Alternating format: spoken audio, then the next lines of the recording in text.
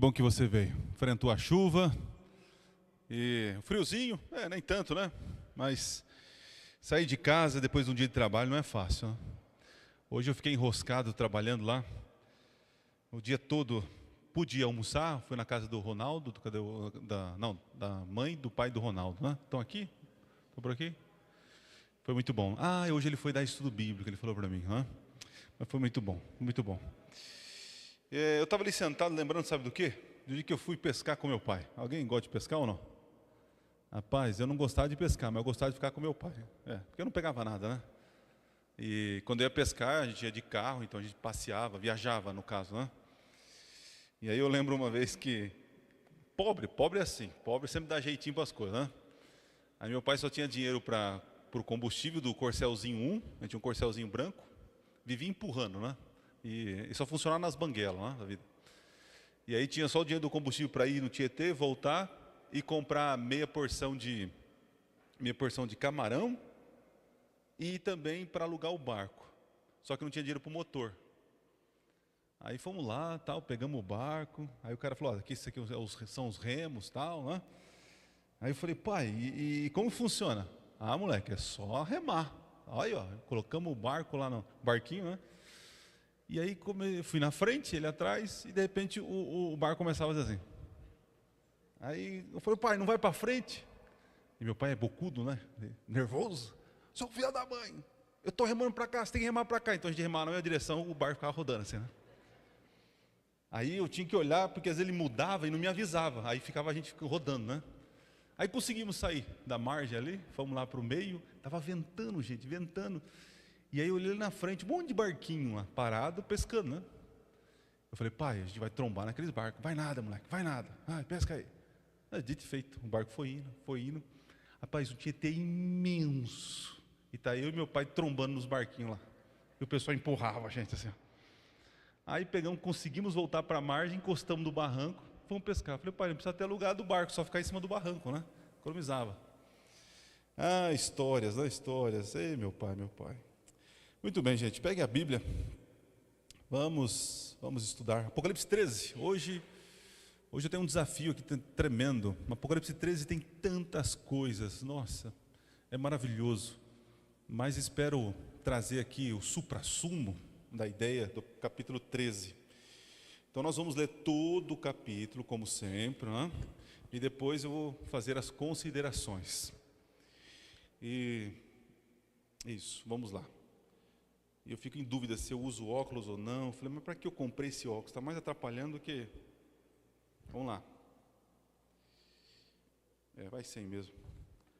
Apocalipse 13, verso 1, na minha versão, diz assim: vi emergir do mar uma besta que tinha 22 chifres com 4 capacetes. É isso?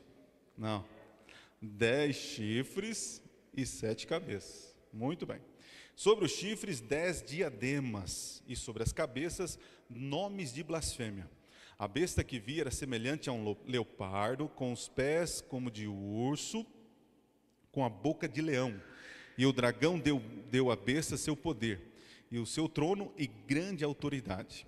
Uma das cabeças da besta parecia ter sido golpeada de morte, mas essa ferida mortal foi curada.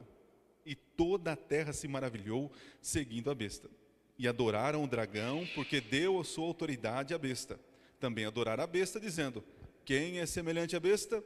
Quem pode lutar contra ela? Foi-lhe dada uma boca que proferia arrogâncias e blasfêmias. E foi-lhe dada autoridade para agir durante 42 meses. A besta abriu a boca em blasfêmia contra Deus, para difamar o nome e difamar o tabernáculo, a saber, os que habitam no céu. Foi-lhe permitido também que lutasse contra os santos e os vencesse. Foi-lhe dado ainda uma autoridade sobre cada tribo, povo, língua e nação. E ela será adorada por todos que habitam sobre a terra. Aqueles que desde a fundação do mundo não tiveram seus nomes escritos no livro da vida do Cordeiro, que foi morto. Se alguém tem ouvidos, ouça. Se alguém tiver de ir para cativeiro vai. Se alguém tiver de ser morto pela espada morto será. Aqui está a perseverança e a fidelidade dos santos. Verso 11: Vi ainda outra besta emergir da terra. Tinha 2 chifres, parecendo o cordeiro, mas falava como dragão. Ela exerce toda a autoridade da primeira besta na sua presença e faz com que a terra e seus habitantes adorem a primeira besta, cuja ferida mortal havia sido curada. Também opera grandes sinais, de maneira que até faz descer fogo do céu sobre a terra, diante de todas as pessoas. Seduz aqueles que habitam sobre a terra por causa dos sinais que lhe foi permitido realizar diante da besta, dizendo aos que habitam sobre a terra que façam uma imagem à besta, aquele que foi ferido à espada e sobreviveu. E foi-lhe concedido poder para dar vida à imagem da besta, para que todos que não adorassem a imagem da besta, E foi, verso 15, e foi concedido poder para dar vida à imagem da besta, para que também a imagem da besta falasse e fizesse morrer todos os que não adorassem a imagem da besta. A todos os pequenos, os grandes, os ricos, os pobres, os livres e os escravos, faz que lhes seja dada certa marca na mão direita ou na testa, para que ninguém possa comprar ou vender, senão aquele que tem a marca, o nome da besta e o número do seu nome. Aqui está a sabedoria.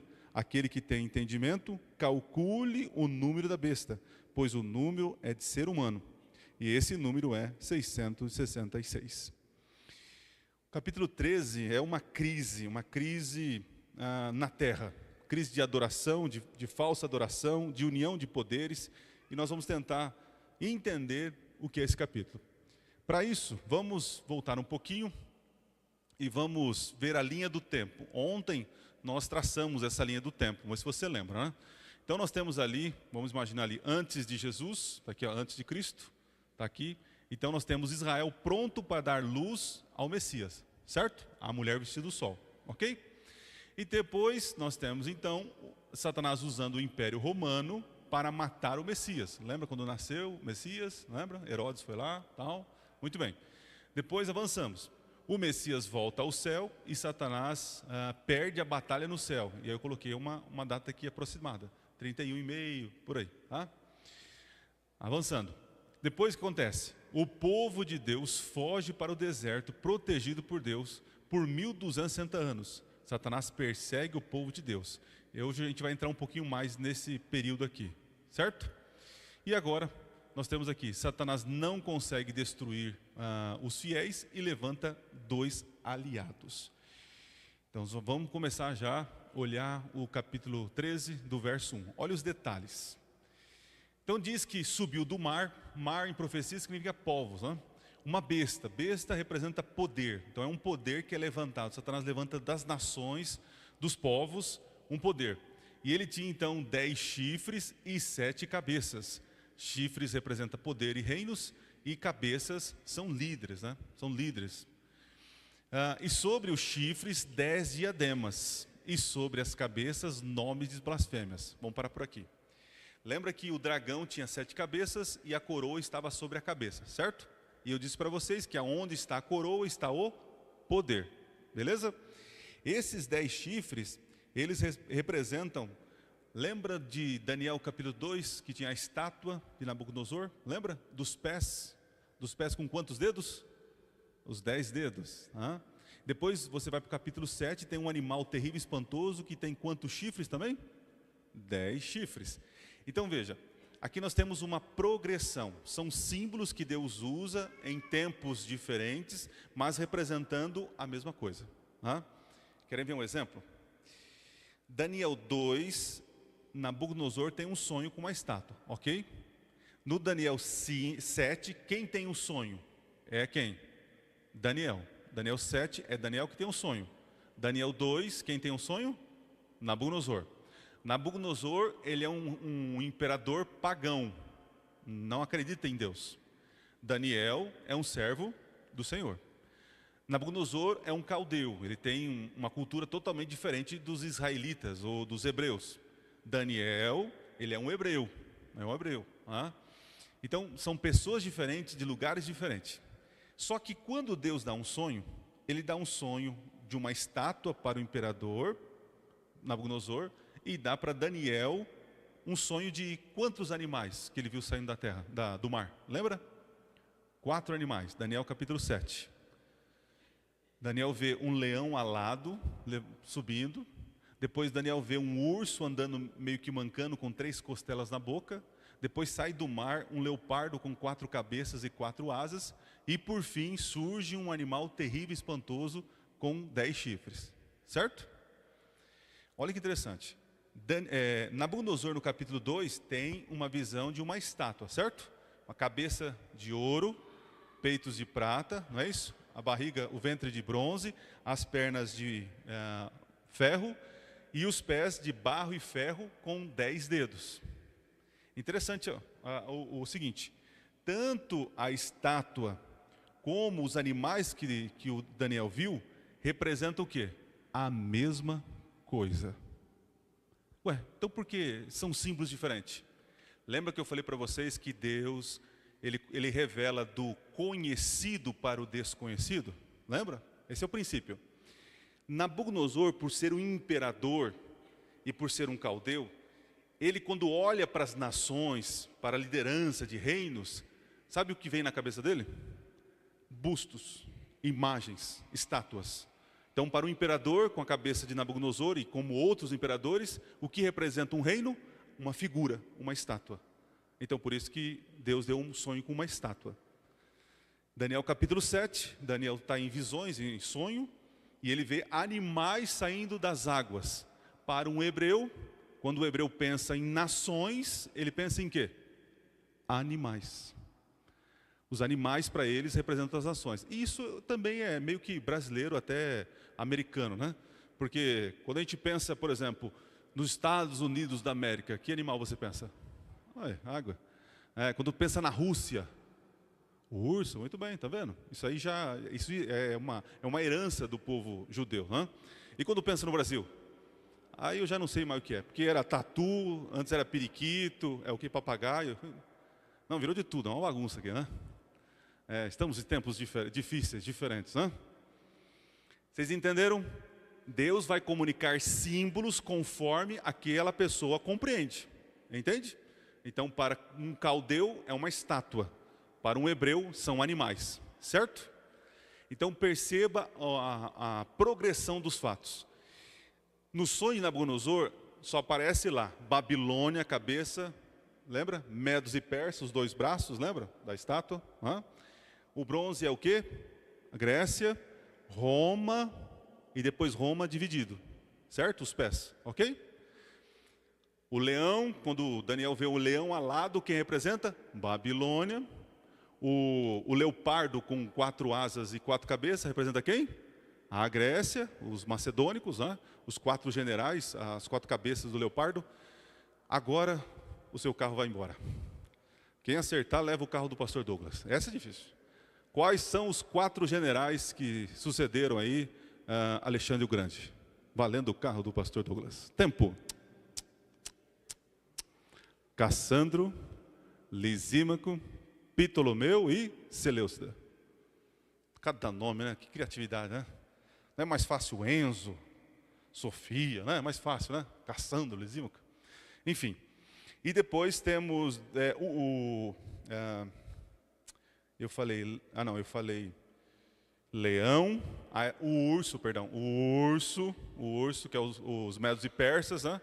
Interessante que o urso, ele sai, uma pata é maior que a outra. Vocês sabem por quê? Porque os medos e persas que se unem, um império era maior que o outro. E sempre um crescia mais que o outro, aí ficava nesse jogo desigual aqui, né? E o urso tinha o que na boca? Que representa o quê? Isso, quais são? Valendo agora o carro do pastor. Lídia, Egito e Assíria. Isso. Os três impérios que os medos persas precisaram destruir. Perceba o detalhe. A cabeça de Babilônia, a cabeça da estátua de Babilônia é pequenininha e o período de tempo foi pequeno. Depois você tem os 2 braços, que o tamanho é proporcional também ao período. Depois um período menor, que é o ventro, que é a Grécia. Mas tem um período gigantesco, que é o Império Romano. Outro detalhe. O urso, quando sai, tem as patas, que lá ali o braço é igual, mas aqui as patas são diferentes. Perceba que sempre vai progredindo com informações. Quando nós Meu Deus, opa, aumentou aí. Aí em Roma, ainda está alto o microfone, subiu. O quarto, agora baixou. Eu acho que é a bateria que tá. Eu acho que é a bateria, viu? Aí o quarto animal que sobe, Daniel não consegue nem identificar que tipo de animal, que para ele não entendeu que na fauna algum animal, mas tem 10 chifres. Aí lembra dos 10 pés, né? Roma, os 10 pés da estátua, né? Dedos, meu Deus. Gente, hoje, eu não sei, acho que eu estou cansado, a minha cabeça está cansada. Estou pensando demais e falando pouco. Ou ao contrário, né? Eu acho que é o contrário. Então, e é nesse animal que tem os 10 chifres, diz na visão de Daniel que ele fica olhando e aí surge um pequeno chifre, não é assim? E esse pequeno chifre derruba quantos dos chifres? 3. Vocês estão bons, né? Só que esse chifre é diferente. Esse chifre falava, blasfemava, perseguia o povo de Deus. Esse chifre é diferente. Então, em Daniel nós temos isso. Agora, quando chegamos aqui em Apocalipse 13, nós temos agora uma ampliação do chifre pequeno. Aquele chifre que surge e persegue o povo. Então, esta imagem aqui é uma ampliação das revelações anteriores. Então, vamos lá. Por que estou falando isso? Agora, a coroa estão sobre os chifres. Interessante que quando Roma não é destruída. Roma, ela implode, ela se fragmenta, né? E ela é dividida em quantos reinos? 10. Então a coroa está sobre os chifres. Percebe? Onde está a coroa está o poder. Uma curiosidade, capítulo 17. Deixa marcadinho aí. Eu já estou começando a acordar. Acho que agora está funcionando na cabeça. Capítulo 17, vá para o verso... deixa eu ver aqui. Verso 5, 7... Não, verso 4. 3. Muito bem. 17:3. Diz assim, ó. O anjo me transportou no espírito a um deserto. Olha lá, o momento ele está em êxtase, né? O João. Vi uma mulher montada numa besta escarlate, besta repleta de nomes e blasfêmias. Com os 7 o quê, gente? E quantos chifres? Cadê as coroas? Não tem coroa. Olha que interessante. As coroas são homens. E nós estamos vivendo um momento onde não temos um poder, uma cabeça operando com uma coroa. Antes no dragão, em cada reino, depois em cada chifre. Só que agora, o capítulo 17 é o capítulo que representa mais próximo à nossa época ou um pouquinho a mais à frente. Não tem coroas, não tem poder monárquico, posso dizer assim. Está vendo os detalhes como fazem a diferença? Então deixa isso aí para uma outra série quando eu voltar aqui, não sei quando, se Deus permitir. Voltem lá para o 13. Muito bem, estou explicando aqui a questão dos chifres e as cabeças.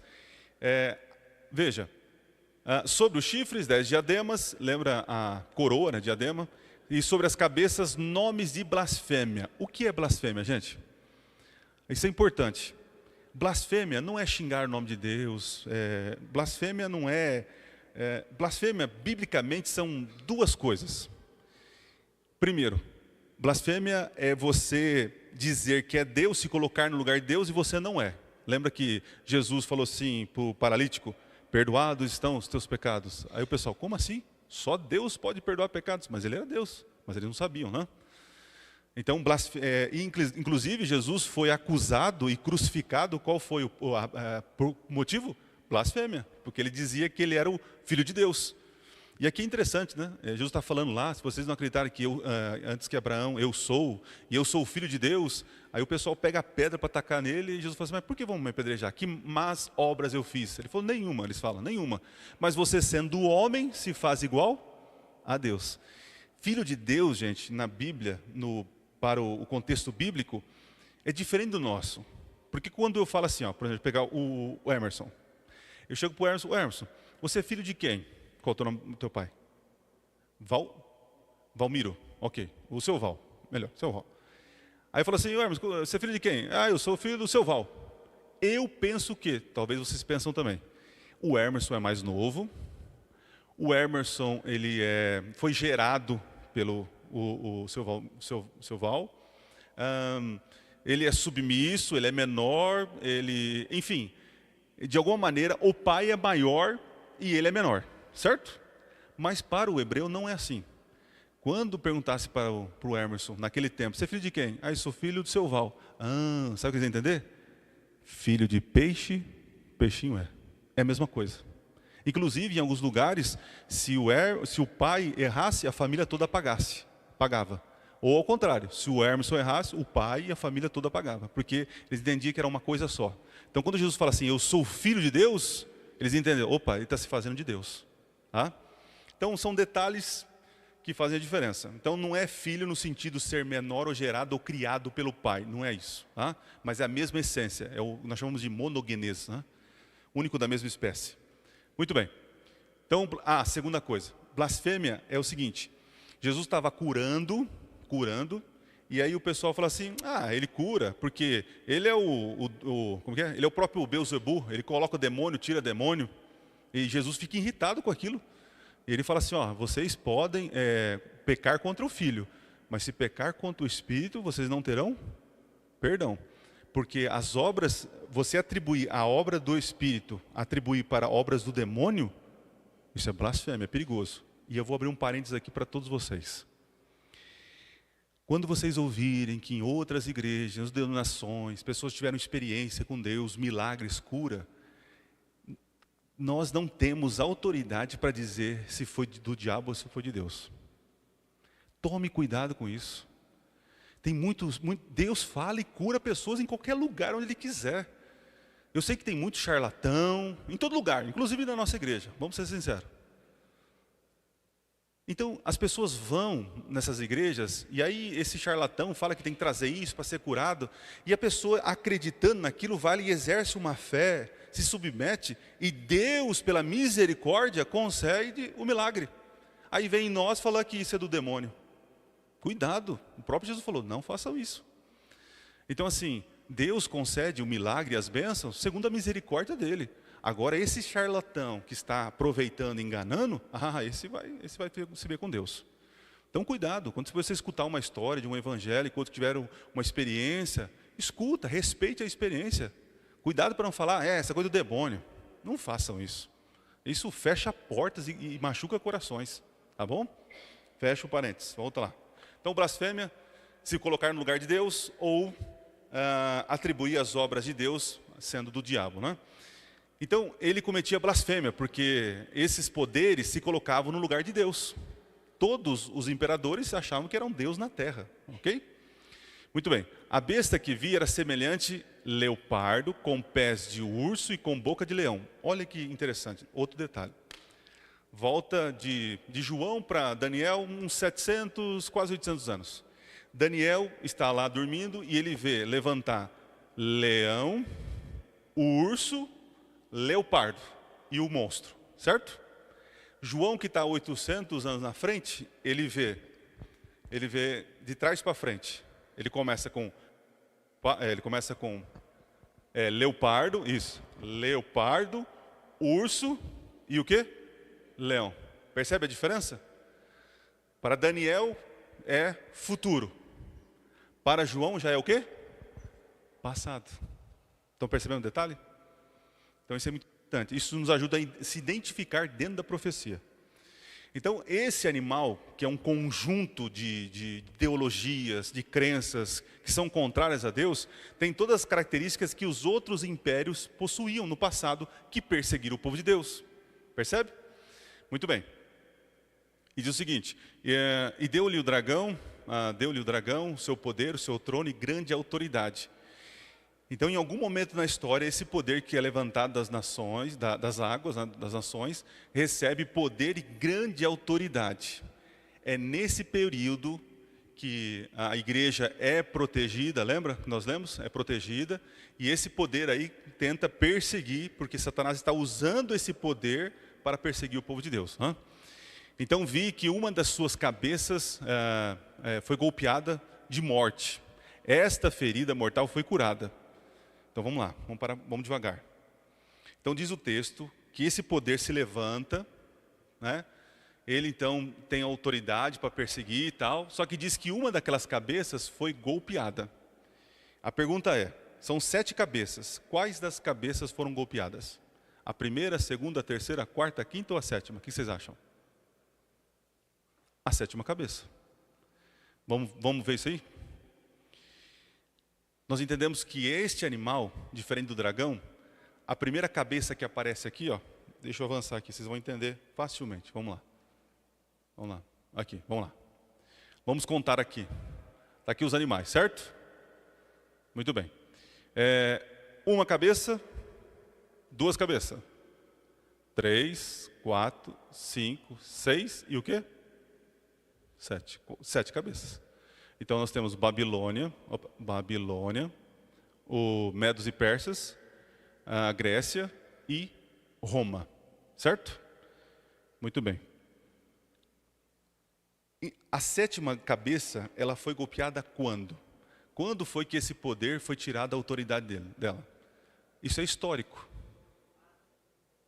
Isso, 1798, quando no meio da Revolução Francesa, o general Berthier, a mando de Napoleão, invade Roma e chega em um do chefe desse sistema e prende ele, né, o Papa Pio VI. E o Papa é morto na prisão. E naquele momento, a igreja que tinha autoridade sobre todos os reinos, a Revolução Francesa retira da igreja de Roma os poderes políticos, e a igreja se torna uma igrejinha pequena.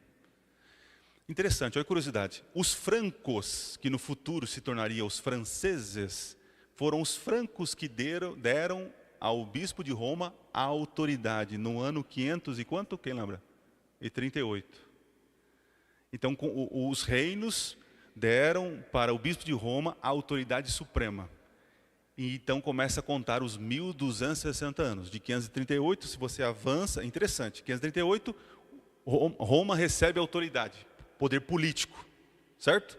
Só que em 1798, quando termina os 1260 anos, os mesmos franceses que deram o poder, o que fazem? Tiram o poder. Então é uma ferida de morte. Só que diz o texto que ela foi ferida, a 7ª cabeça, mas depois aconteceu o quê? Foi curada. Aqui tem um ponto. Existe uma interpretação em nosso meio que é perigosa, porque eles afirmam que a ferida foi curada em uma data. Qual a data? Vocês sabem? 1929. O que aconteceu em 1929? O tratado do quê? Lembra o tratado? Tratado de Latrão? É isso. Onde naquele período ali, de guerras ali, aquele cenário da Itália, o fascismo dominando, aquela coisa toda, e Mussolini precisando de poder e unir o povo. Interessante, a religião sempre serviu para unir o povo.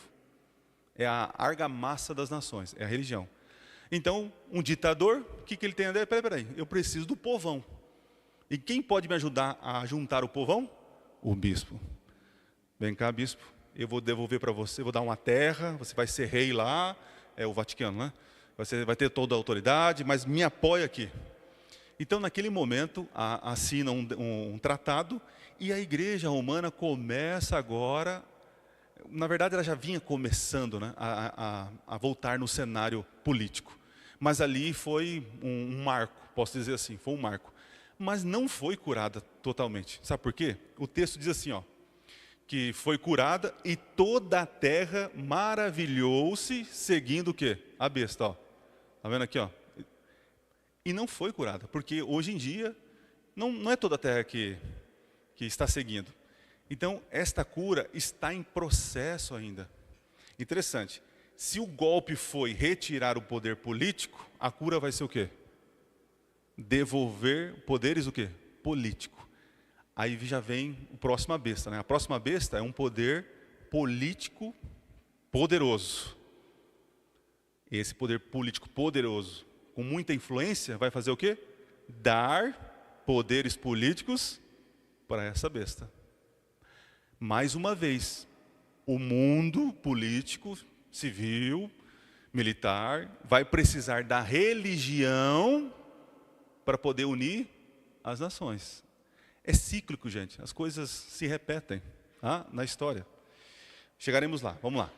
Muito bem, então diz que ela curou. Aí diz o seguinte aqui, ó, adorar o dragão porque deu autoridade à besta. Também adorar a besta, dizendo, olha aqui, ó, quem é semelhante à besta?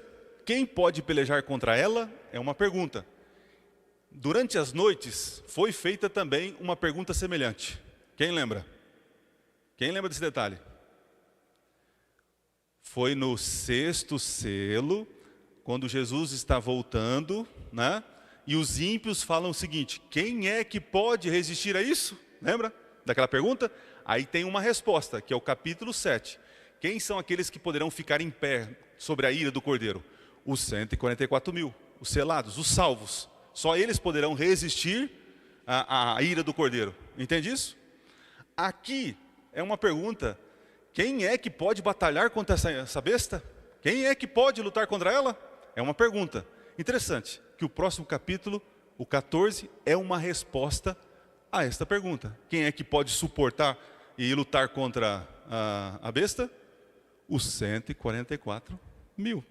Está vendo como que são blocos que se repetem?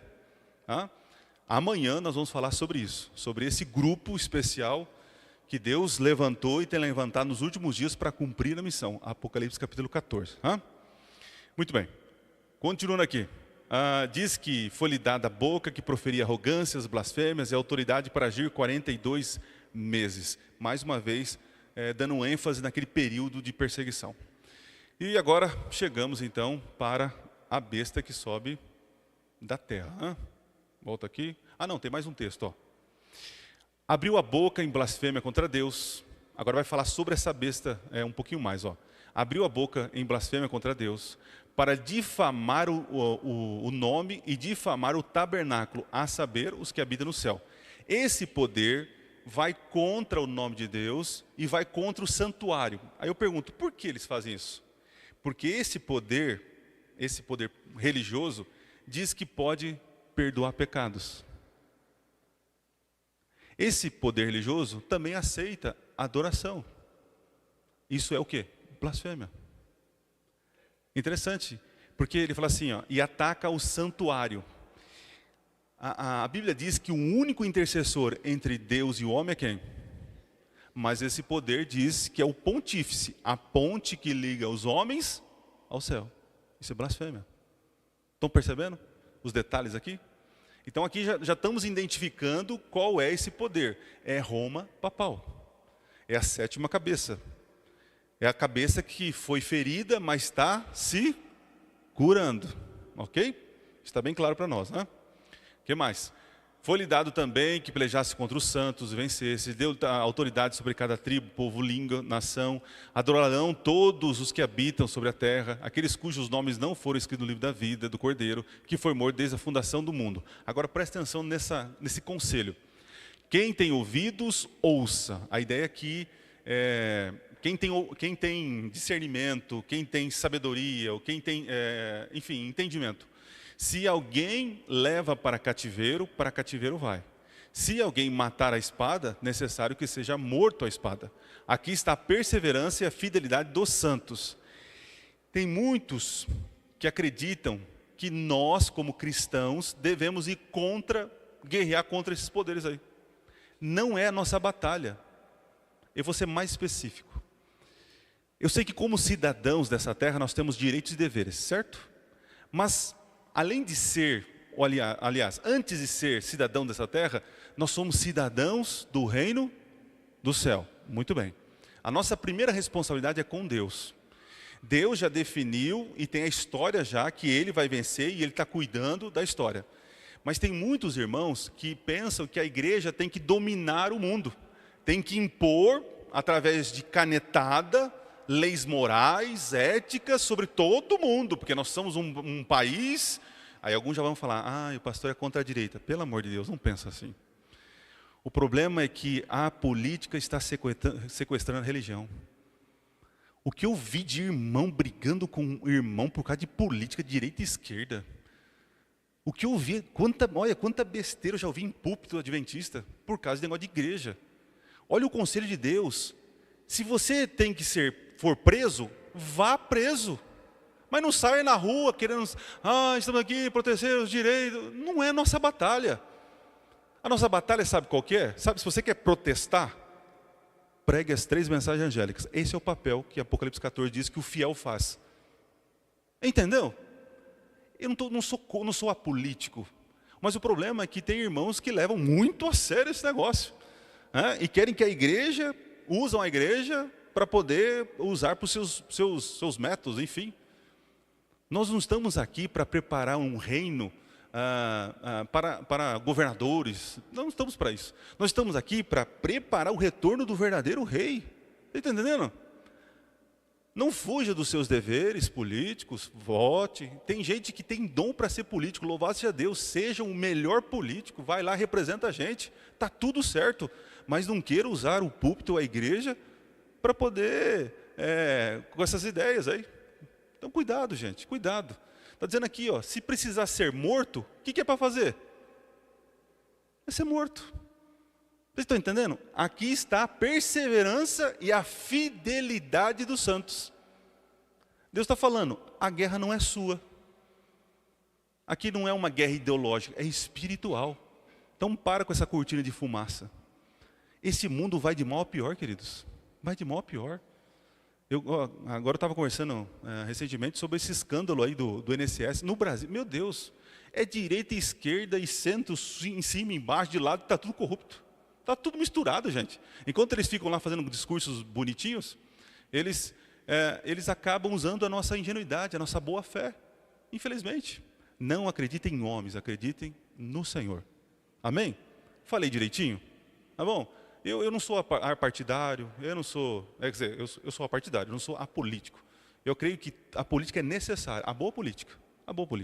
Tá? Mas cuidado para não se apaixonar por candidato X, Y, Z e maltratar seu irmão. Eu vi irmãos literalmente de sangue, brigando e a família não conversa. Uma igreja dividida. É triste demais, gente. É triste demais. Né? Mas tudo bem, vamos avançar. Muito bem, agora chegamos em Apocalipse 13, 11. Agora vai ter outro poder subindo agora da terra. Né? Vi emergir outra besta, e essa besta possuía, emergir da terra, né? Possuía 2 chifres, parecendo cordeiro, mas falava como dragão. Aqui tem alguns detalhes. Diz então que ela sobe da terra. No capítulo 12, nós vimos que a terra, ela fez o quê? Ela protegeu a mulher, lembra? Sustentou a mulher, eu até toquei no assunto ontem. E também, quando Satanás, ele manda missionários para poder arrastar a mulher de lá, a terra abre e engole esses missionários, né? São as águas lá. Ok. Só que esta mesma terra, que abrigou os cristãos, os fiéis, agora essa mesma terra se levanta para poder perseguir e matar os fiéis. Perceba que há umas características desse poder. Esse poder, ele tem 2 chifres. Aqui existem algumas possibilidades. Né? Olhando, se a gente entende que essa besta que sobe da terra é o poder americano, a América, eu não estou falando do presidente, tá? É outro problema que a gente tem. Quando a gente fala de besta do mar, todo mundo pensa no coitado do Papa. Coitado, ninguém é coitado, mas enfim. Morre um Papa, será que é o próximo Papa? E não é assim, é o sistema, gente, é o sistema papal. E a América é o sistema americano, entende? Não é apenas um presidente. Claro que precisa de um líder para comandar, ok. Mas pare de ficar focando em pessoas, são sistemas, tá bom? É assim que nós cremos. Diz que esse poder tem 2 chifres. Chifre significa poder, né? A besta tem 2 chifres, tem 2 poderes. Alguns vão dizer que os 2 partidos políticos. Alguns vão dizer que é a liberdade civil e religiosa. Porque a união desses poderes faz com que a América seja singular. Vocês entendem isso? A liberdade religiosa e civil que eles têm lá é fantástico. E foi uma nação que cresceu dentro dos princípios protestantes. Até hoje tem essa potência de cultura, né? Alguns ficam pensando, né? Agora já estou pensando aqui, ó, refletindo. Mas e a China, pastor? E a China? Já ouviram isso? A China é forte, vai passar economicamente, e tal. Gente, a profecia não fala de Ásia, não fala do Oriente, não fala. Fala de outra terra. Tem outros poderes fortes nesse mundo? Sim, com certeza. Mas não existe um poder que é forte na cultura. Nós vivemos coisas dos americanos. E a China também importa cultura. Né? Cultura. E aí, a cultura envolve filmes, educação, enfim. Educação, cultura. A influência deles é enorme, a influência. Então, pode ser que a China passe em poder econômico, mas tudo bem. Dinheiro não quer dizer poder, entende isso? Mas a influência que eles têm é fantástica. Né? O que eles falam é lei para todo mundo. Né? Então, são características aqui, possibilidade desses dois chifres aqui. Outra coisa, diz que parece um cordeiro. Interessante, a nação americana surge com o cristianismo, é ou não é? Só que hoje, quando você olha para a América, para os líderes, eles dizem que são cristãos, mas uma história de promiscuidade, não é firme com a palavra. É igual uma direita do Brasil que diz que é família, tem 50 mil casamentos, aí fala, ele ama o casamento. Oh, meu Deus. E fala palavrão, vai em qualquer igreja, onde levanta a mão e tem voto, está lá. Ô, gente, para com isso, gente. Que cristão é esse? Parece um cordeiro, verdade, olha, parece crente. Mas fala como dragão. E falar como dragão não é no sentido de velocidade. Porque o dragão na Bíblia, no capítulo 12, diz que era a antiga serpente, o diabo, o Satanás, o sedutor de todo mundo. Lembra que lá no jardim a serpente ordenou para que Eva comesse o fruto? O que ela fez? Não é bem assim, tal. Então, o texto aqui que fala como dragão é um poder que seduz o mundo, que conquista o mundo com a sua articulação política, né? Com a sua influência. Aí, mais para baixo, o verso diz lá, ó, seduz, ó, faz com que a terra, acho que está mais para frente, diz que ele seduz a terra. Então, nós cremos que, em algum momento, a América do Norte, ela vai ganhar, não digo 100% de aceitação, mas o mundo vai olhar e vai dizer assim, eles têm razão, eles têm a solução. E para que consiga esse olhar atencioso de todas as nações, com certeza a América vai precisar de quem? De um outro poder que liga as nações. Esse poder religioso. Olha como o quebra-cabeça vai sendo montado, né? Então, diz o seguinte, ó, exerce toda a autoridade da primeira besta, a sua presença, faz com que a terra e seus habitantes adorem a primeira besta. Esse faz aqui, a gente entende que aí sim vem a ordenança. Quando houver essa união, primeiro é lua de mel, não é assim? Vai ganhar o coração de todo mundo. Mas depois que a união está feita e toda a autoridade está sobre eles, aí começa as leis, né? Então, faz com que os seus habitantes adorem a primeira besta, cuja ferida mortal foi curada. Também opera grandes sinais, de maneira que até fogo do céu faz descer a terra diante dos homens. Em um grande período, o Adventismo interpretou esse faz até fogo descer do céu. Vocês sabem como isso? O que nós entendíamos que era esse fogo descer do céu? Olha que interessante, eu fiz uma pesquisa sobre isso. Vocês lembram da tal da Guerra Fria? Lembra da Guerra Fria? Não sei se tem alguns que viveram esse período. Que era aquele medo de qualquer momento, poderia vir uma bomba, estourar uma guerra e aquela coisa toda, né? Então, os teólogos daquele momento viviam dentro de um contexto militar e de uma possível guerra. E aquela briga para quem lançasse a primeira bomba nuclear.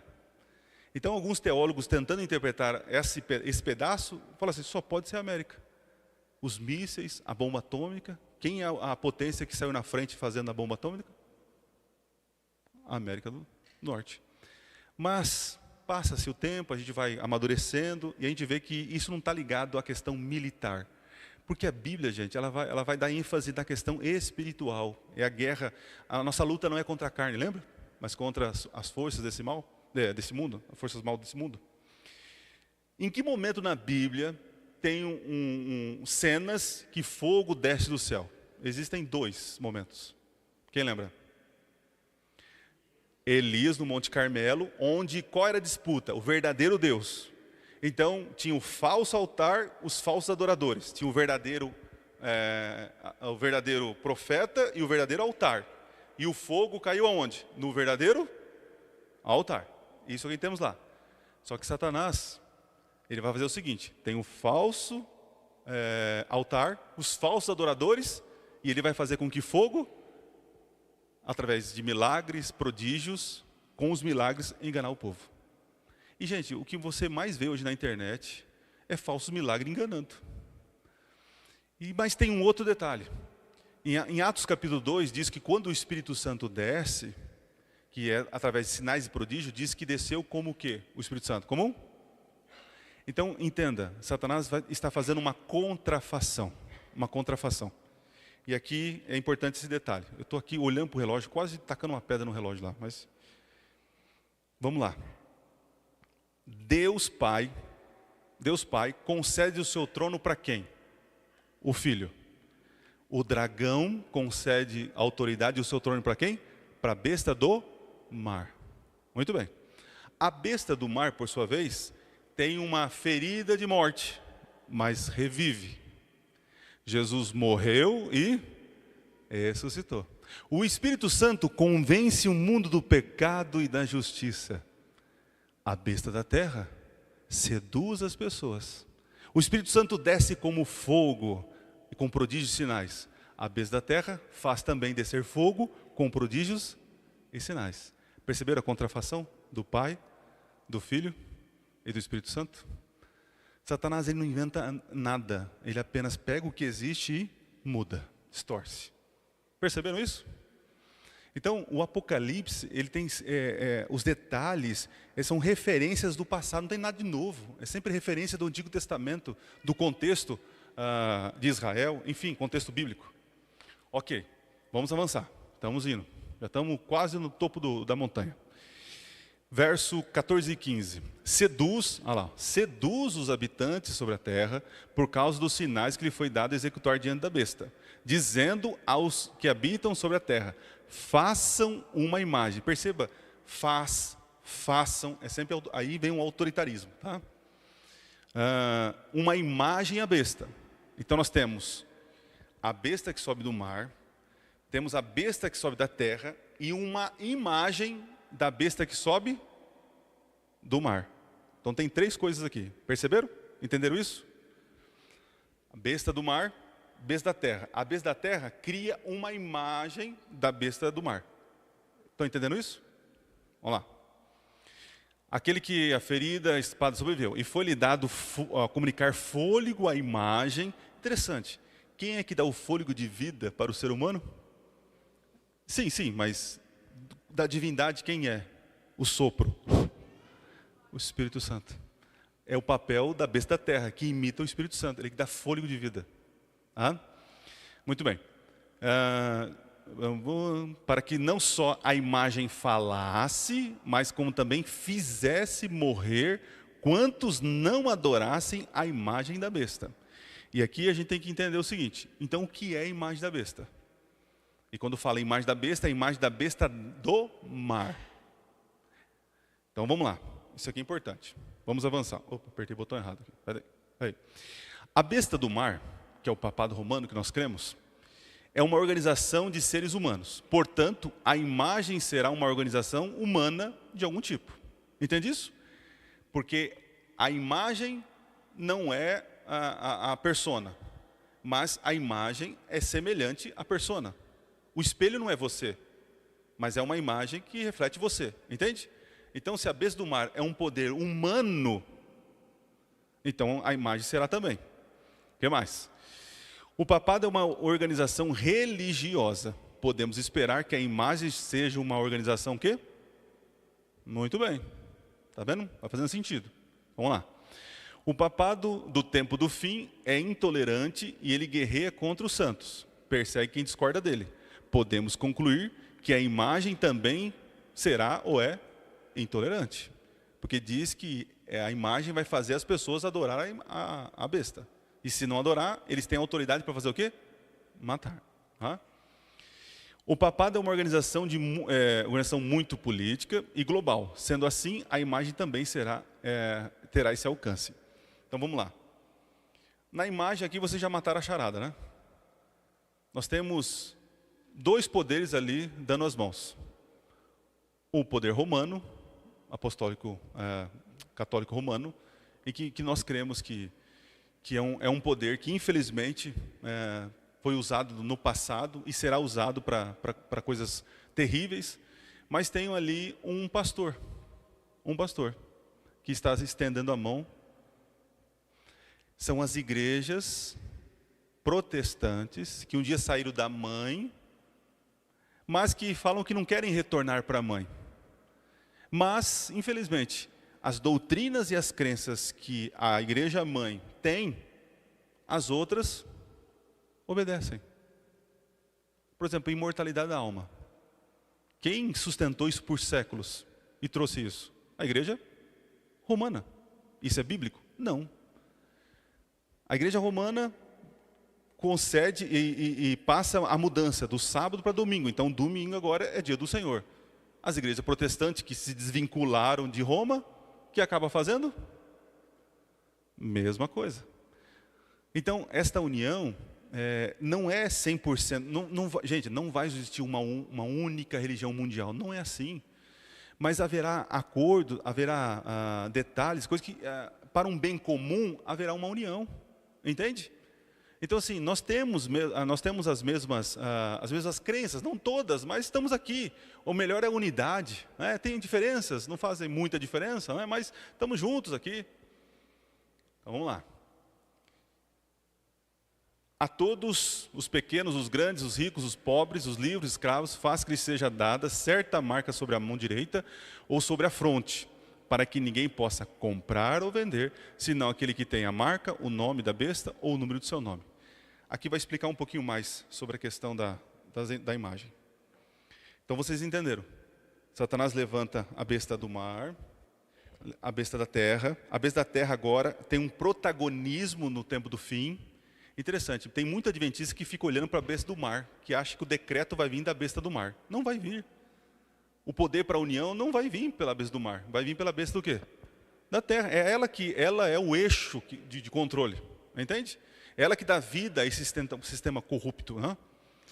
Então, essa besta da terra pega também a ajuda dos protestantes que estão em aliança com a besta do mar. Olha o poder que isso gera, uma força que isso gera. E no meio dessa união de bem comum, tem um povinho. Um povinho que diz que tem que ser fundamentalista, que o que está na Bíblia tem que obedecer, né? Que tem que guardar o sábado do Senhor. Né? É um povinho que incomoda. Né? Mas muito bem. Agora percebe o seguinte, ó. Diz que esta marca ela é colocada sobre a mão direita e sobre a fronte. Quando você vai no Antigo Testamento, Deus também pede para que os hebreus eles façam isso. Coloque a lei tanto na mão como na cabeça. Só que interessante, né? Os hebreus levaram isso, é literal. E acabaram enrolando na mão, né? Colocando a caixinha. Você vê que Deus falou assim, gente, é para inculcar na mente. Então ele pega a caixinha com a lei e coloca na cabeça. Você já viu isso, né? Eles levaram literalmente, né? Pra você ver, né? Mas como tentando fazer o que é certo, né? Muito zeloso, né? Então Satanás, ele vai também, como eu falei, ele não cria nada. Ele pega o que existe de bom e faz o quê? Distorce. E interessante que a marca colocada na testa não é literal, gente. Não é literal. E entendendo que tudo isso que nós estamos lendo, João está em êxtase. Tudo isso aqui é o quê? Lembra? Um semainon, um código. Então, a marca não é literal na testa. Imagine só, eu chego eu quero ter a marca da besta, coloca aí na testa. Ninguém vai querer fazer isso. A ideia aqui é decisão. Eu decido me submeter a este governo. Eu não decido me submeter a isso. Entende? E quando eu me submeto a esse governo, a mão representa força e trabalho. Então, eu demonstro através das obras aquilo que eu aceitei pela mente, pela razão. Percebe? Por isso que é a mão, a cabeça e a mão. Agora um detalhe. Diz que não vai poder comprar ou vender. Talvez aqui a gente se foque só no fim do comércio. O fim do comércio é o quê? Comprar e vender. Mas antes de comprar e vender, acontece centenas de coisas. Tem produção, tem tudo isso, sabe? Quem é economista aqui, ou o pessoal do comércio, entende. Comprar e vender é a última coisa que se faz num comércio. Mas tem muitas coisas que acontecem antes. E às vezes a gente se foca só de não poder ir lá na padaria e comprar o pão. Mas aqui está envolvendo tudo. Por exemplo, vai chegar um momento que aquele que não submeter esse poder, não vai poder alugar uma casa. Não vai poder ter uma carteira assinada. Não vai poder realmente ter, envolve moradia, comida, enfim, todo esse sistema comercial. O mundo hoje gira em torno disso. Outro detalhe, diz o seguinte, não vai poder comprar e vender. Qual é o mandamento? Isso aqui eu me peguei pensando esses dias atrás. Dos 10 mandamentos da lei de Deus, qual é o único que fala de termos comerciais? Qual que é? Olha só, é coincidência ou jesuscidência isso aqui? Aqui Satanás está falando que não vai poder comprar e vender. Só que ele está indo no final, no efeito final de um comércio. Porque quem não trabalha, não pode o quê? Comprar e vender. Então Satanás quer que você trabalhe no dia do Senhor para poder comprar e vender. Está vendo a pegadinha aqui? Entenderam isso? Para eu comprar e vender, eu tenho que trabalhar. Só que Satanás quer e vai querer forçar as pessoas a trabalharem no dia do Senhor. Percebe aqui o problema? Agora vamos lá. Diz que, senão aqueles que têm a marca, o nome da besta e o quê? Número. Muitas vezes o povo se concentra só no quê? Na marca. Mas o texto diz 3 coisas. E é aqui que eu quero que vocês entendam. Não vai existir um governo único, é uma utopia isso, mas vai ter cabeças que vão estar liderando. Tem países que terão as suas autonomias, assim como também não vai ter uma religião única, mas estarão vinculados a esse poder. Como assim, Adriano? Vamos lá.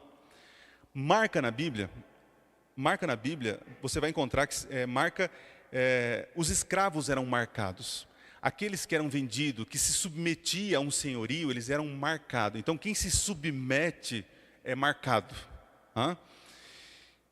Então, quem se submeter? Vai ter um grupo que vai dizer o seguinte: eu quero me submeter. Eu vou aderir a isso porque eu me submeto a esta religião, eu me submeto a essa ideia, essa filosofia. A marca está ligada à religiosidade, de submissão. Adoração, a marca. Então muitos vão aceitar, serão marcados porque vão submeter a uma religião, a ideia, ok? Depois assim, o nome da besta. Esses não estão atrás de religião. Esses vão pensar o seguinte: mas peraí, não faz sentido isso daí, porque esse grupo aí que se organizou aí para trazer a paz mundial, não faz sentido. E esse grupo aí atende a minha minoria, as minhas ideias, né? Porque, veja só, vai atender também, eu não estou nem aí com religião, mas eu gosto, eles vão preservar a natureza, né? Eles estão vendo, eles estão tentando fazer o melhor pelo mundo, os animais. Então haverá um grupo, né? Porque nome tem a ver com caráter e identidade, ou pensamento. Então as ideias desse grupo têm a ver com as minhas ideias. Faz sentido, vou me submeter. Então muitos não serão religiosos, mas por ideologias, mesmo pensamento, bem comum, vai aceitar. Agora diz o número do seu nome. Aqui a ideia de número está ligado, o próximo verso vai explicar melhor. Deixa eu ver se eu tenho aqui para... A palavrinha central, não, é mais para frente. A palavra número ali está relacionada à contabilidade. Tem muitos que vão se unir, não é por causa de religião. Nem são cristãos, não tem religião, não acreditam em Deus, né? Mas muitos vão se unir porque entendeu que aquilo é um bem comum, faz bem para a família dele, para as coisas dele, tá ok. Mas um outro grupo vai se reunir, vai se unir porque é bom e interesse, sabe por quê? Para os negócios. É bom para o bolso essa união? Minha empresa vai continuar funcionando? Eu vou continuar faturando? Eu vou ter benefícios aí? Porque o número do seu nome está relacionado a poder econômico. Então, marca religião, nome da besta, ideologia, e o número está relacionado a questões financeiras. Então, tire da cabeça que vai ter uma religião única, um poder único. Vai ter pessoas que pensam diferente, mas por bens comuns eles se unem. Ah? Muito bem. Agora, por que nós acreditamos que a marca, que não vai poder comprar e vender, a marca aqui sobre a questão da religião, está falando sobre o sábado, né? E aí, vou trabalhar um pouquinho aqui para começar a descer o morro com vocês, ó. Então vamos lá. Existe a contrafação. Satanás não cria nada, ele só copia e distorce, né? Então tem a trindade divina, tem a tríade demoníaca. Deus concede o trono ao filho, né? O dragão, ok, eu falei para vocês, Jesus foi morto, ressuscitou, a besta foi ferida e morte, mas foi curada. Deus tem um selo e Satanás tem o quê? Uma marca. Isso é muito real. Quando você vai no texto bíblico, é muito claro dizer o seguinte: pelo que os filhos de Israel guardarão o sábado, celebrando por aliança perpétua nas suas gerações. Aí alguns vão falar assim, não, mas isso só foi para Israel. Besteira. Porque Israel, eles perderam o privilégio étnico do povo de Deus. Agora, todos aqueles que aceitam Jesus como Senhor e Salvador, segundo Paulo, diz que todos nós somos considerados filhos de Abraão. Nós somos descendentes dessa geração. Então, somos gerações que têm que guardar a aliança, inclusive o sábado.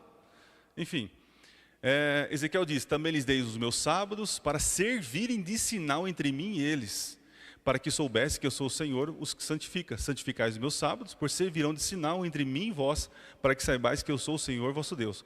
Quando você lê os capítulos anteriores de Ezequiel, 17, 18, 19, ali está tendo uma corrupção em Israel.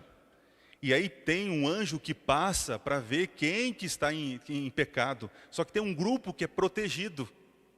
Esse grupo é protegido da justiça e da vingança de Deus. E que grupo é esse? O que eles fazem? É coincidência? Eles são fiéis, inclusive na guarda do sábado.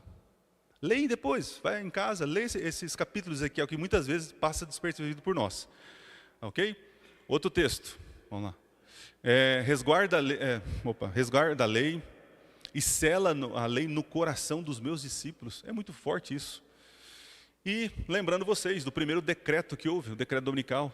Devem os magistrados e as pessoas residentes nas cidades repousar e todas os oficinas serem fechadas no venerável dia do sol. Está aqui a lei, isso aqui é fácil você encontrar na internet. Muito bem. Aí eu trouxe Ellen White para o debate, porque é importante. Por que é importante? Porque Ellen White, ela não é para nós palavra final de interpretação. Ellen White para nós não é palavra de Deus no senso pleno.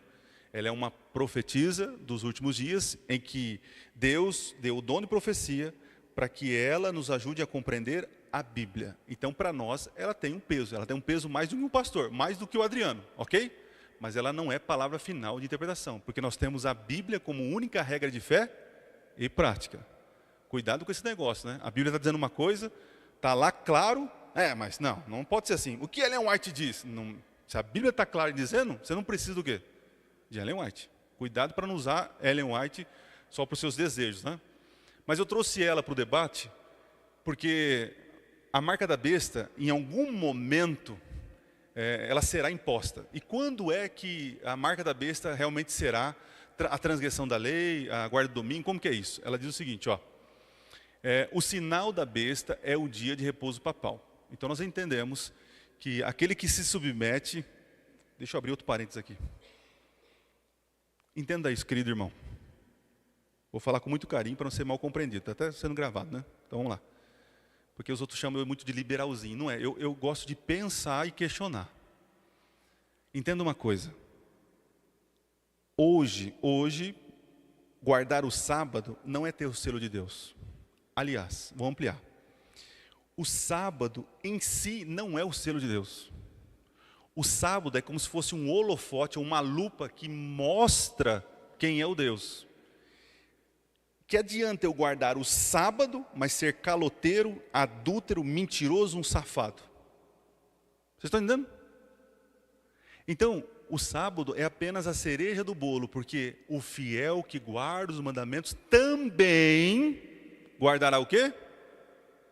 E tem muito irmão que apronta, mas o sábado está na igreja, fiel, não tem, nossa, o sábado tem que guardar, porque o sábado é o Senhor de Deus. Para, querido, vai para o inferno de tobogã, é assim.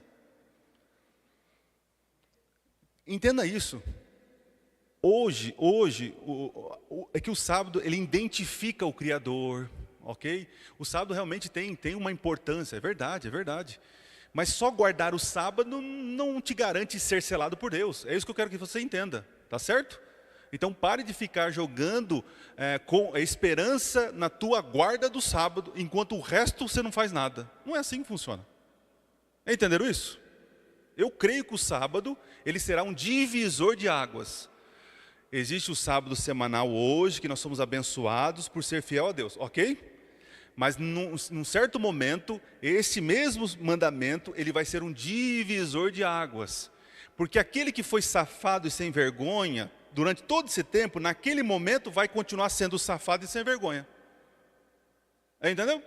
Agora, se o irmão persevera, caminha com Cristo e por consequência guarda os mandamentos e descansa no sábado, quando chega aquele momento, está tudo certo, vai ser selado. Perceberam? Então tá. Olha o que ela diz, ó. A mesma coisa o domingo.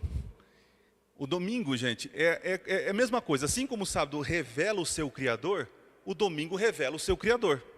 Percebe isso? Então, quando eu guardo o sábado, eu estou obedecendo e adorando o Criador do sábado. Quem é? Deus. O domingo, na verdade, o primeiro dia da semana foi Deus que criou, é verdade. Mas o domingo, nesse conceito religioso, quem criou? Os homens. E quando eu me submeto a isso, eu estou adorando quem? A criatura. Percebe? Então tá, vamos lá. Quando vier a prova, será mostrado claramente o que é a marca da besta. Ela é a observância do domingo. Então assim, gente, isso vai ser discutido muito. Eu estava numa entrevista, num debate. Agora que eu estou podendo atender os convites, né? E eu estava num debate na Rádio em São Paulo, e o assunto é sábado, né? É sábado, o pessoal gosta de sábado. E eu lembro que quando eu estava ali falando, eu lembrei o seguinte, Ellen White diz, tem um texto que ela diz assim, ó, que o sábado será amplamente discutido, esclarecido, as pessoas vão falar. E eu me senti que eu estava vivenciando a profecia. Porque milhares de pessoas estavam assistindo e vão assistir. Então, olha que coisa legal. Então, assim, não vai ser de surpresa, tá, gente? O sábado, a gente tem que falar do sábado, porque a gente tem que falar. Se os outros não falam, a gente fala, entende? Também não fale só de sábado. Fale da graça, do amor, do perdão, hein? E claro, do sábado, né? Com certeza. Vamos lá. Ok, continuando. O sinal ou selo de Deus é revelado na observância do sábado, do sétimo dia. Memorial divino da criação. A marca da besta é o oposto disso. A observância do primeiro dia da semana. A todos os pequenos e os grandes, faz com que lhes seja dada certa marca sobre a mão direita ou sobre a fronte. Os homens não deverão trabalhar com as mãos no domingo, mas reconhecer a mente que o domingo é o sábado, que o domingo é o sábado. Ou seja, as pessoas não apenas vão guardar o domingo, mas vão reconhecer que esse domingo é um sábado. E vocês podem ver isso. Esse dia eu estava assistindo o Frei Gilson. Gente, é um amor de pessoa. Eu gosto daquele padre falando, viu? Eu vou fazer react dele, eu não gosto de falar, eu vou com calma, né? Porque é gente boa demais. E um dia ele falando sobre o sábado, já viram esse vídeo? E ele fala o sábado, e mostra na Bíblia, o sábado. Eu falei, o padre aí, ó, falando da Bíblia, né? Aí o Frei, no último momento, ele fala assim, mas a igreja mudou, é o domingo. Aí eu falo, aí já chutou o balde, né? Entendeu? Muito bem, continuando. Quando é recebido o sinal da besta? Ninguém recebeu até agora o sinal da besta. Isso ela escreveu no tempo dela. Eu também creio que ainda não. Por quê? A observância do domingo não é ainda o sinal da besta. E não será até que saia o decreto compelido aos homens a venerarem esse falso domingo. Chegará o tempo. Então hoje, quem guarda o domingo tem a marca da besta? Assim, quem guarda o sábado não tem o selo de Deus. Estão entendendo? Ainda será. Então, o mundo vai ter a oportunidade de escolher se quer seguir a Deus ou não. E aí, estamos terminando agora. E eu começo a descer o monte com vocês. Aqui está a sabedoria. Aquele que tem entendimento, calcule. Olha só, calcule. Essa palavrinha aparece, sabe aonde, gente? Ela aparece num lugar no Novo Testamento. Lembra quando Jesus fala assim? Que quando alguém vai construir uma coisa, primeiro ele faz o quê? Calcula o gasto. Então, esta palavra e essa ideia está relacionando não a pessoas, mas está falando sobre discernimento. Discernimento. Assim como você calcula o custo de uma obra, nesse momento você tem que calcular, averiguar o que está acontecendo. E aí ele termina o seguinte, calcule o número da besta, pois é número de quem? De homem. E homem aqui é no sentido pleno, né? Humanidade. Não é nome de um homem, tá? Então cuidado para dizer que o bispo de Roma, ele é a besta. Besta é quem fala isso, tá? Mas é um sistema humano falho. Aí diz assim, ora, esse número é 666. Rapidinho aqui. Teve um ser humano aí, pregador, que diz o seguinte, que a besta do Apocalipse é quem? Ellen White. E vamos ser honestos com o cálculo dele. Olha que interessante. Também não vou dizer o nome dele. É um pregador aí que começa com R e termina com Soares. Não disse o nome dele, tá? E ele tem uma criatividade. Ele diz assim, que nós adventistas temos Ellen White como a besta do Apocalipse, né? Então ele soma aqui, e beleza, vai certinho aqui, beleza. Aquele é o 5, né? Beleza, tá, papapá, beleza. E aqui tem a jogada de mestre. Ele pega o W, e divide no meio, né? Então é 5, 5, então 666. Puxa, tá vendo? Bingo! Aí vocês ficam revoltados. Que absurdo, olha o que ele fez. Ele seguiu uma regra aí que ele inventou, tem que seguir a regra certa romana, não é assim. Tá bom, também concordo. Aí vem nossos irmãos bem intencionados e faz o que eu fiz muitas vezes. Para identificar a besta do Apocalipse, tem um nome. Qual é o nome?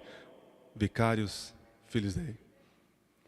Eu fico impressionado que ainda existe em literatura adventista esse tipo de coisa.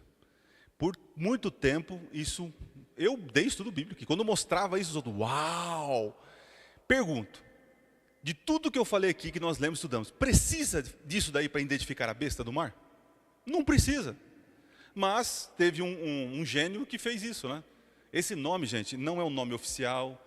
Tem uns documentos que há suspeitas que foram documentos fraudados, enfim. É uma história longa isso aí.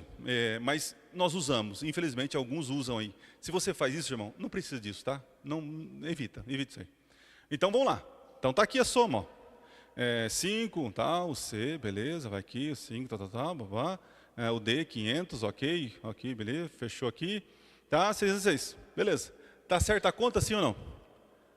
Não tá. Por que não tá? Porque nós temos que seguir a regra. A gente não quer que o R. Soares ele use a regra, então temos que usar a regra. Onde está o erro aqui? Quem sabe? Na regra diz o seguinte, que quando o 5, o V, na frente dele vem 1, então você soma, certo? Mas quando vem antes, você faz o quê? Você é negativo, né? É 4. Então está errado. Lembra que eu falei para vocês que Deus, ele é preciso, não é aproximadamente. Tá bom? Não precisamos disso. Tá? Existe uma resposta simples. Simples. No tempo de João, haviam estas letras aí que representavam os números. Certo? Deixa eu voltar aqui. Os números. Então, quando você soma, depois apareceu o M para 1000, enfim. Mas no tempo de João, o poder que usava esses números, as letras, é assim, ó. O 1, olha lá, o 1, o 5, o 10, o 50, o C e o D. Dá quanto? Simples, se você quer usar esse método, né? Isso aqui é muito mais certeiro do que Vicários Filhos dele. Mas a ideia nem é essa, nem é essa. A ideia é o seguinte, o texto diz que é de ser humano, antropo, é um ser falho. ele nunca vai ser 7. Enquanto a perfeição é 7, Deus é 7, ele tenta 6, ele vai 6, mas nunca vai ser perfeito. Esse poder nunca vai ser perfeito. É um homem, é sistema humano caído, corrompido, nunca vai ser perfeito. Percebe? O próprio dragão tenta imitar o pai, né? Usando o número da perfeição, porque são 7 cabeças, ao 7, tentando ser perfeito. Então assim, vamos ter cuidado para não ficar arrumando argumentos, né, que acaba indo contra a nossa fé. Muito bem. E aqui concluímos. O selo de Deus é a fidelidade aos mandamentos de Deus, inclusive a guarda do sábado. A marca da besta é a desobediência dos mesmos. Tá? Não se concentra só no domingo. Tem outras coisas. Enfim, a marca da besta só será uma realidade quando houver uma lei obrigando a transgressão da lei de Deus. Por enquanto, não é. O número da besta revela o poder, e não um homem específico, o que está sendo usado por Satanás ao longo dos séculos. O próprio Paulo fala que ele já operava no tempo dele lá, né, o anticristo. Então, não pode ser uma pessoa, né? Ok, gente? Deixa eu ver se eu deixei alguma ponta solta, porque outro dia eu fiz um vídeo sobre beber café, se era pecado. Arrebentaram no meio, porque eu deixei algumas pontas soltas, né? Então, estou dizendo o seguinte, sobre o sábado. Temos que guardar o sábado hoje, sim ou não? Sim. Ele hoje é selo de Deus plenamente, sim ou não? Não. Vai ser? Vai.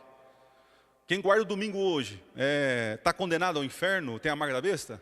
Não. Mas quando ouvir a verdade de Deus e decidir não obedecer, aí é ele com Deus. Entende? Mas tem muitos guardadores de domingos aí fora que serão salvos.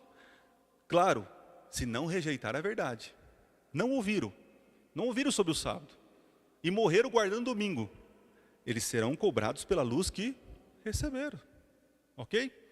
Então cuidado para não ser porteiro do céu. Tem muito irmão querendo ser porteiro do céu. Não pode, não guardou o sábado, não vai para o céu. Gente, eu queria terminar, hoje eu estava pensando, né? Eu estava pensando sobre, hoje deu saudade da minha esposa. Nossa, ô louco. A gente sente saudade e tal, mas hoje eu senti falta do cheirinho dela, da minha filha. Aí ela ligou para mim, eu liguei de vídeo. Falei, não, eu quero ver essa mulher. E eu lembro que quando nós fomos para o NASP, eu cheguei no NASP com uma caminhonete D10 emprestada, caminhonete D10, onde estava a minha mudança. Uma caminhonete D10, a minha mudança, recém-casado. E eu lembro que eu estava no trevo de Arthur Nogueira, o irmão encostou a caminhonetinha, ela desceu, uma caixa de sapato que tinha a Nina. A Nina é uma cachorrinha que viveu conosco 15 anos, né? Ela fez teologia com a gente, comportou com a gente, foi chamada ao ministério, foi ordenada ao ministério, acompanhou o nascimento da Manu. Então assim, hoje deu saudade de tudo isso, dessas coisas, né? E eu lembro quando eu estava no colégio, o professor Valdecir Lima, quem conhece Valdecir Lima? Gente fina demais, eu dou risada com ele. Ele falou, ô Cecílio, você quer participar de um programa da minha esposa? Foi programa da sua esposa? O que ela está fazendo? Ela bolou um negócio de 180 graus. Aí eu falei, rapaz, vamos lá, né, Silvio? Você tem história para contar? Eu falei, tem uma história aí. Inclusive eu vou contar sábado para vocês. Falei, tá bom, fui no programa, 180 graus lá. Hoje, quando eu assisto aquilo, me dá uma vergonha. Ai, meu Deus, eu olho para ele e falo, meu Deus, eu acho que eu melhorei. Mas enfim, por que eu estou contando isso?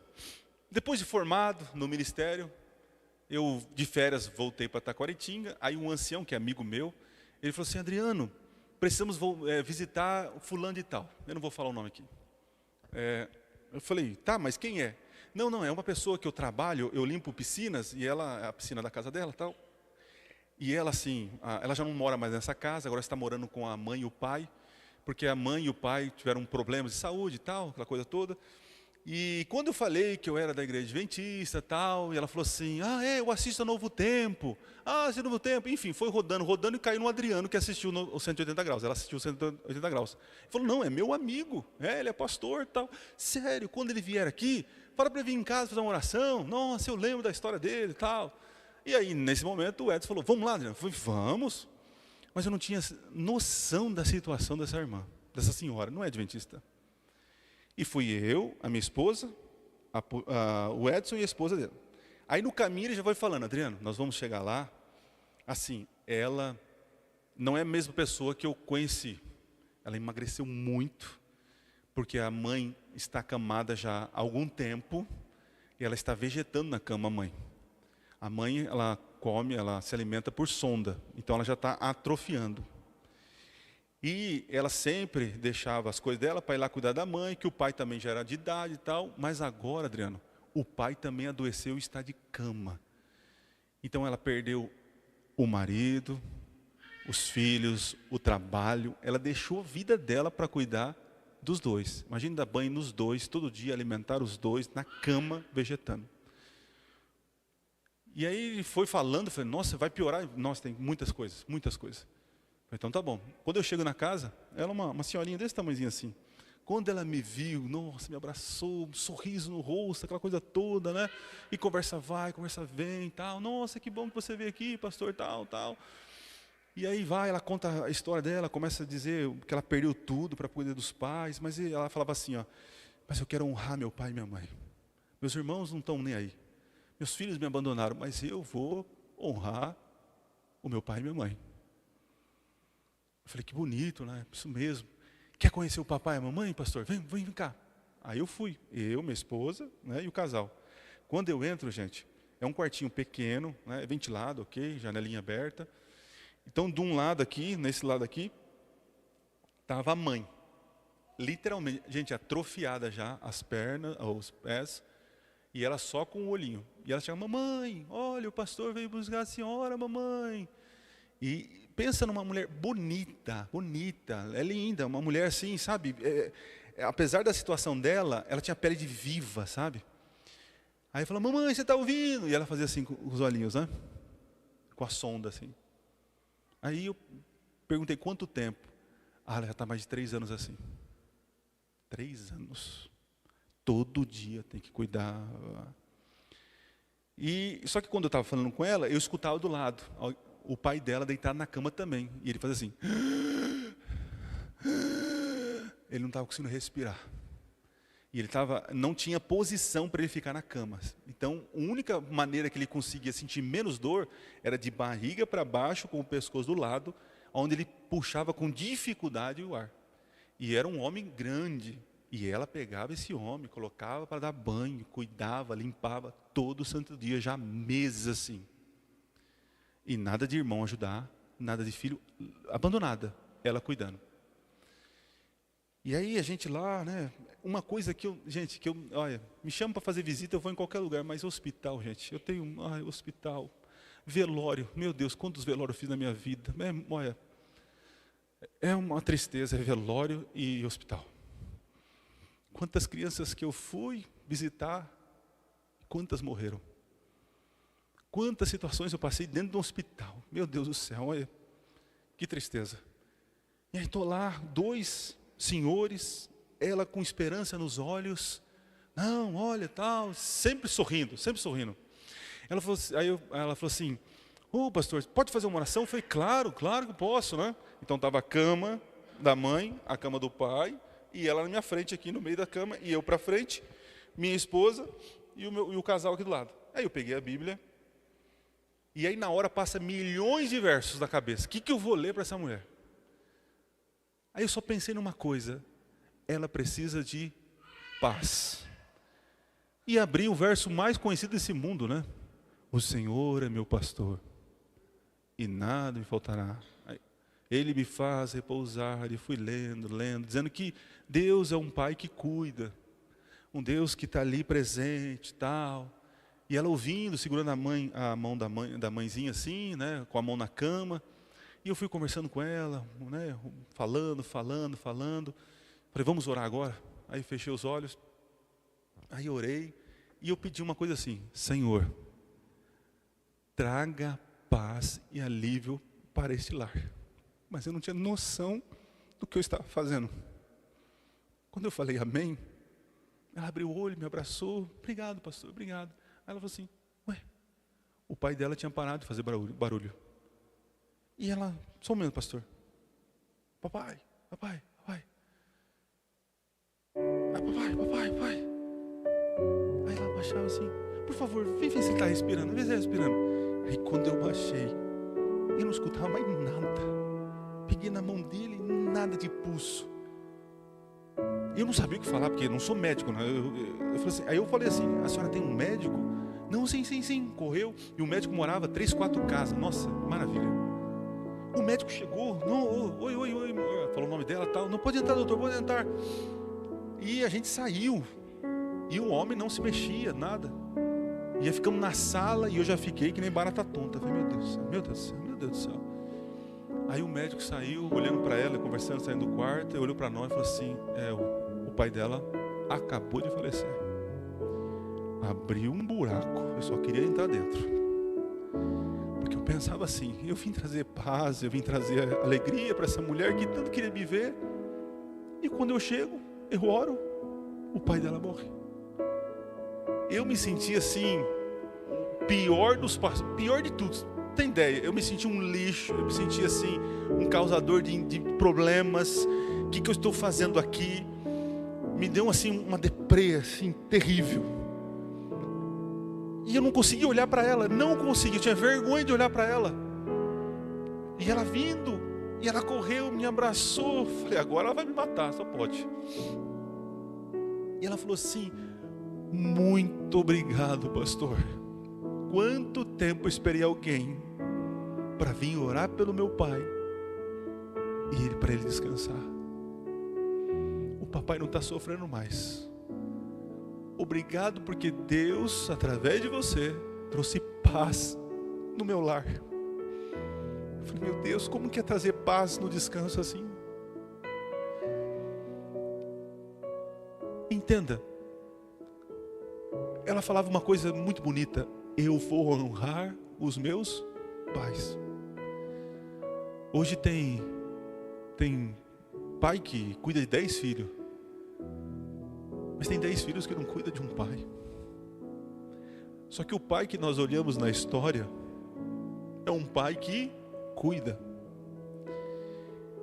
E um pai que está presente.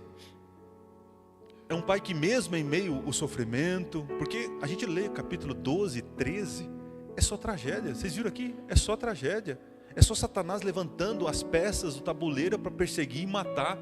E se a gente parasse o livro agora, a gente entraria em depressão, porque e agora? Mas louvado seja Deus que tem o capítulo 14, onde mostra um povo vitorioso. Um povo que em meio a todas essas situações, está ali presente, cumprindo a missão. Então eu quero falar a mesma coisa que aquela irmã. Eu quero honrar os meus pais, tanto os meus pais da terra quanto o meu pai, porque o que importa não é obedecer aos homens, porque obedecer aos homens é vender a alma para o trabalho, para as filosofias, é ser escravo daquilo. Agora eu quero honrar o Pai do céu, mesmo que eu perca relacionamentos, que eu perca trabalho, que eu perca dinheiro, que eu perca oportunidade, mas eu quero honrar o Papai do céu. E quando quando Deus vê esse grito que nós damos em direção a Ele, Ele é um Pai que corre, que abraça. É um Deus que está esperando apenas um sussurro da tua decisão para te abraçar. Entende isso? E quando você ficar pensando nos problemas e não entregar para Deus e dizer, Senhor, está em tuas mãos. E quando você fizer isso, Ele vai correr, Ele vai te abraçar, Ele vai cuidar de você. Assim como trouxe paz naquela situação para aquela irmã, eu tenho certeza que Deus vai trazer paz para você. Mas faça como ela. Eu quero honrar os meus pais.